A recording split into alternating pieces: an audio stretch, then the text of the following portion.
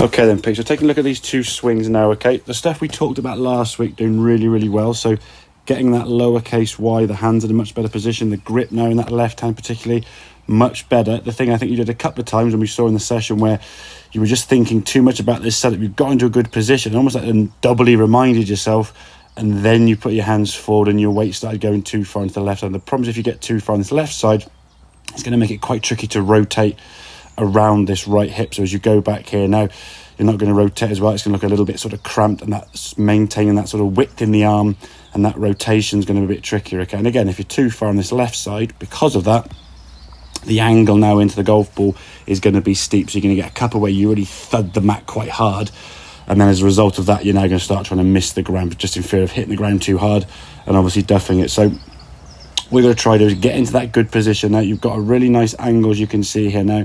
Once you're set there now, it's almost like we said in the session to not think too much. Just get on with it, hit the shot, rather than sort of thinking, I'm in that good position. Right, what did Gareth say again? Oh, I've got my hands forward. I think I've got to move here, and just shuffling around. If you take a long time to kind of swing the golf club, everything stiffens up. You can't move as freely, and the shot's not going to be as good. So the prep work is important, but try to get it in that right position so your hands are nice and loose on the club. You're getting yourself set, and then we can swing and turn. So we can see a nice good rotation here, getting some shoulder turn here, maintaining a bit more width in that backswing. And then we come back to golf ball now.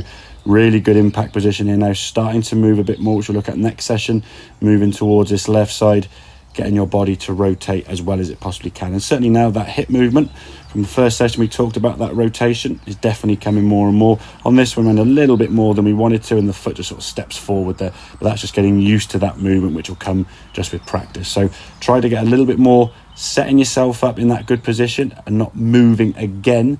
Okay, there's always a situation in golf where you could be too far from the first lesson back here, and then there could be now when you go too far over here. So it's finding that kind of middle ground, sort of just in the right spot, make it a bit easier for you to hit the shots as well as you were. So keep that setup practice going on, just so you get in the right position without sort of move too much, and then from there just sort of swing nice and freely, nice and loose.